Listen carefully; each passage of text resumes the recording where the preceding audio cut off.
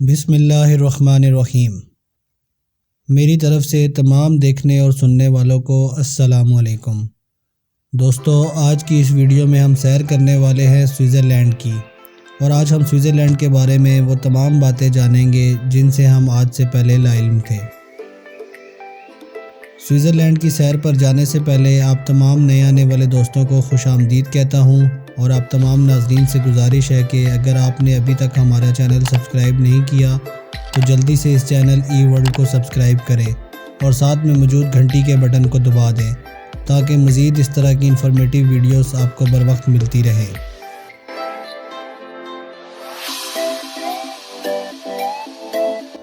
Switzerland وسطی Europe کے جنوبی طرف پہاڑوں سے گھرا ہوا ایک خوبصورت ملک ہے، جس کے مشرق میں آسٹریا، مغرب کی جانب فرانس، شمال میں جرمنی اور جنوب میں اٹلی موجود ہے۔ شمال سے جنوب تک سرحدیں 220 کلومیٹر اور مشرق سے مغرب تک 350 کلومیٹر تک پھیلی ہوئی ہے۔ ملک کا 60% حصہ الپس کے خوبصورت پہاڑوں اور وادیوں سے گھرا ہوا ہے۔ ملک کے اس حصے میں لوگوں کی بہت کم تعداد آباد ہے، اور ملک کی دوسری جانب بھی اونچی نیچی پہاڑیوں کا سلسلہ موجود ہے۔ 41,285 مربع کلومیٹر رقبے کے ساتھ یہ ملک 134ویں نمبر پر شمار ہوتا ہے، اور آبادی تقریباً 85 لاکھ افراد پر مشتمل ہے، جس کی بدولت سوئٹزرلینڈ آبادی کے لحاظ سے دنیا بھر میں 99ویں نمبر پر شمار ہوتا ہے۔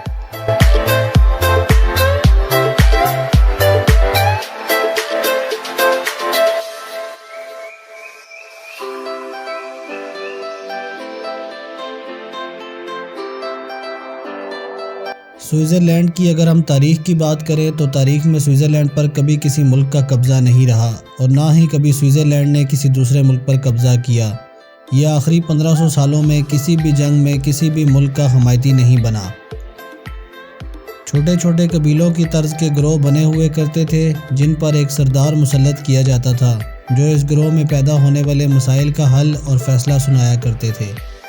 1798 میں فرانس نے سوئٹزرلینڈ پر حملہ کر دیا۔ اس وقت فرانس کا حکمران نپولن تھا۔ اس نے بہت سے قوانین کو تبدیل کر دیا۔ 1815 میں سوئٹزرلینڈ نے اپنے آپ کو فرانس سے آزاد کروایا۔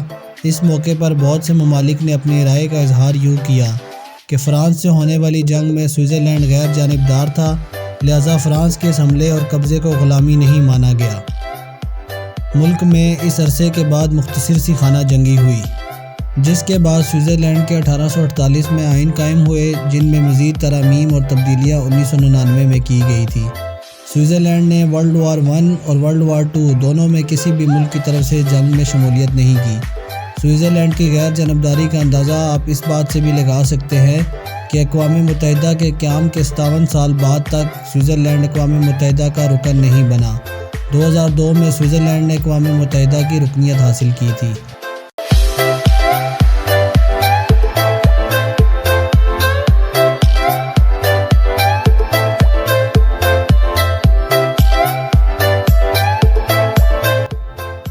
سوئٹزرلینڈ کی 37% آبادی رومن کیتھولک، 25% سوئس چرچ، 5.8% دیگر مسیحی فرقوں، 5.1% اسلام، 2.9% دیگر مذاہب سے تعلق رکھتی ہے، جبکہ 23.9% تعداد ایسے بھی لوگوں کی ہے جو کسی بھی مذہب پر یقین نہیں رکھتے۔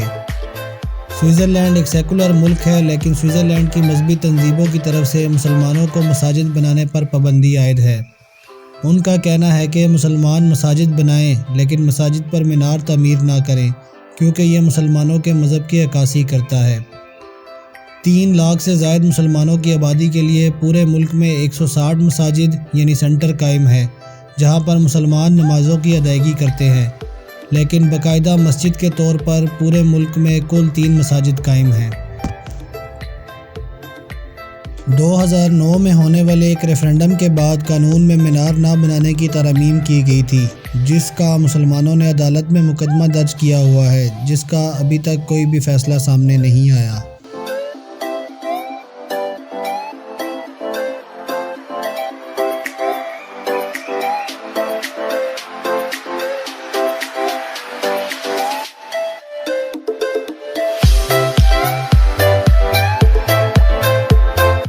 Skiing, snow boarding, ice hockey, rugby, football, basketball اور سپورٹ موٹر جیسی کھیلیں سوئٹزرلینڈ میں پسندیدہ اور شوق سے کھیلی جاتی ہیں، جبکہ قدیم دور سے چلی آتی ایک کھیل جسے سوئس ریسلنگ کا نام دیا گیا ہے سوئٹزرلینڈ کی قومی کھیل ہے۔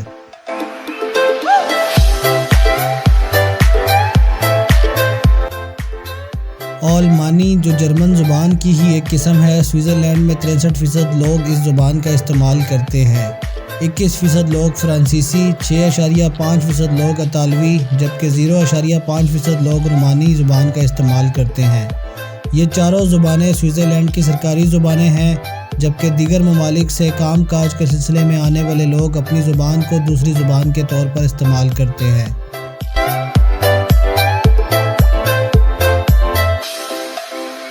سوئٹزرلینڈ کی کرنسی کو سوئس فرینک کہا جاتا ہے، جو کہ ایک فرینک پاکستانی تقریباً 122 روپے کے برابر ہے۔ سوئٹزرلینڈ وقت کے لحاظ سے پاکستان سے تقریباً 4 گھنٹے پیچھے ہے۔ سوئٹزرلینڈ کا کالنگ کوڈ +41 ہے۔ سوئٹزرلینڈ کا انٹرنیٹ ڈومین .ch ہے۔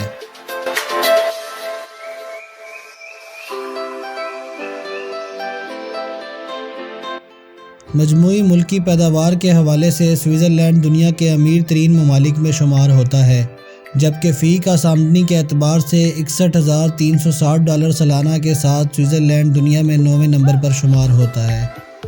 18ویں صدی عیسوی تک سوئٹزرلینڈ دنیا کے بڑے بڑے امپورٹر ممالک میں شمار ہوتا تھا، جبکہ 20ویں صدی عیسوی میں یہ دنیا کے بڑے بڑے ایکسپورٹر ممالک میں شمار ہوتا ہے۔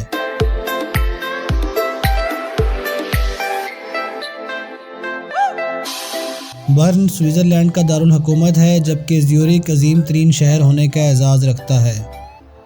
سوئٹزرلینڈ ایک یورپی ملک ہے، لیکن یہ ابھی تک یورپی یونین کا ممبر نہیں ہے۔ البتہ 1999 میں سوئٹزرلینڈ نے یورپی یونین کے ساتھ کچھ معاہدے کیے تھے، جس کی مدد سے تجارت میں آسانیاں پیدا ہوئی تھی۔ حال ہی میں 2 اور معاہدے کیے گئے ہیں، جن کا مقصد ملک میں معیشت کے حوالے سے بہتری لانا ہے۔ زراعت کا شعبہ ملک میں نہ ہونے کے برابر ہے، جبکہ صنعت کاری میں سوئٹزرلینڈ اپنا ایک الگ مقام رکھتا ہے۔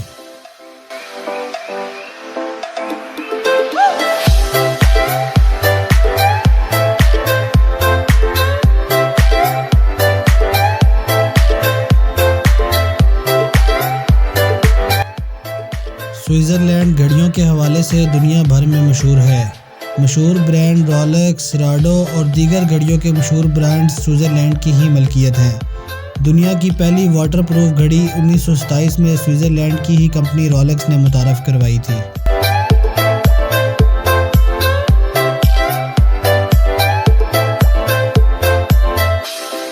دوستو، سوئٹزرلینڈ سے متعلق چند مزید حقائق سے آپ کو آگاہ کرتے ہیں۔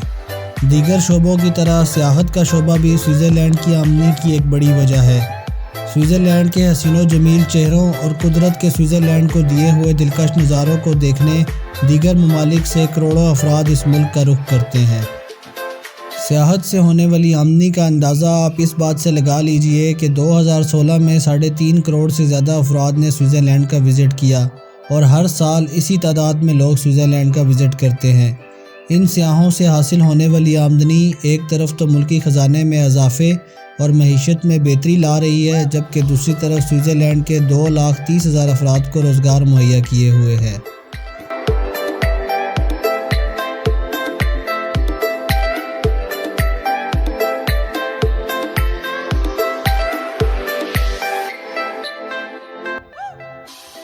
سوئٹزرلینڈ کا آفیشیل نام اتحاد سوئٹزرلینڈ ہے۔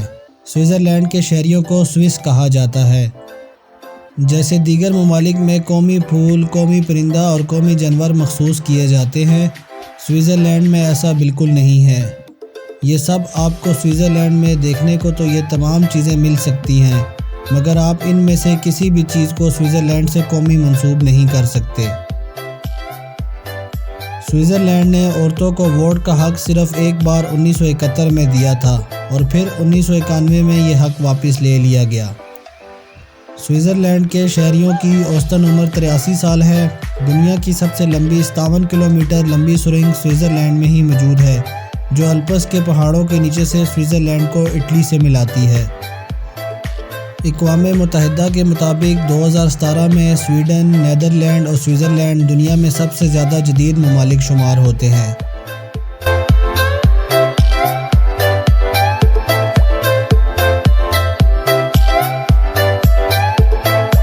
سوئٹزرلینڈ کے حوالے سے ایک عجیب فیکٹ ہے کہ اگر دنیا بھر میں ایٹمی جنگ شروع ہو جائے تو سوئٹزرلینڈ وہ واحد جگہ ہوگی جہاں پر زندگی کے کچھ آثار نظر آتے ہیں، کیونکہ ایک تو سوئٹزرلینڈ کسی بھی ملک سے دشمنی نہیں پالتا، اور دوسرا سوئٹزرلینڈ میں زمین دوز اتنے بڑے بڑے بنکرز بنائے گئے ہیں جہاں سوئٹزرلینڈ کی مکمل آبادی بھی سما جائے تب بھی جگہ بچ جائے گی۔ مشہور زمانہ مزاحیہ اداکار چارلی چیپلن نے اپنی زندگی کے آخری 25 سال سوئٹزرلینڈ میں ہی گزارے تھے، اور سوئٹزرلینڈ میں ہی اس نے 25 دسمبر 1977 کو وفات پائی تھی۔ سوئٹزرلینڈ نے اپنے آپ کو ہونے والی کسی بھی جنگ کے لیے اس قدر تیار کیا ہے کہ سوئٹزرلینڈ ملک میں 3000 سے زیادہ جگہ سے پل، ریلوے اور سڑکوں کو ایک بٹن دبا کر کچھ ہی منٹوں میں تباہ کر کے دشمن کے تمام داخلی راستے بند کر سکتا ہے۔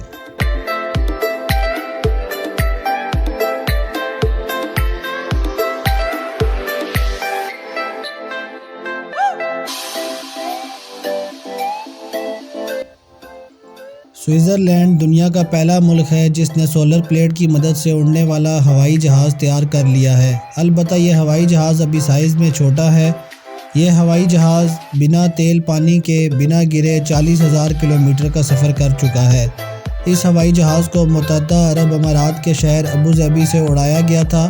کئی ممالک کا سفر کرنے کے بعد پھر اسی جگہ پر اتارا گیا تھا۔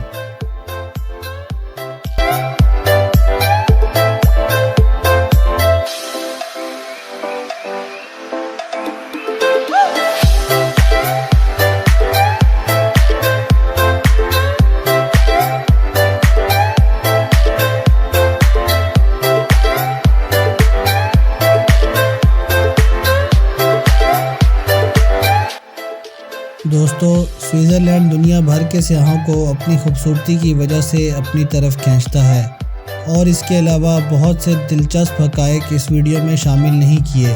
ان کی ایک بڑی وجہ وقت کی کمی ہے۔ زندگی رہی تو تمام ممالک کی سیر کے بعد تمام ویڈیوز کے پارٹ 2 نشر کیے جائیں گے، جن میں ان ممالک کے بارے میں رہ جانے والی باتیں، سیاحتی مقامات، رہائش کے لیے ہوٹلوں اور ویزے کے حصول کا آپ لوگوں کو تفصیلاً بتائیں گے۔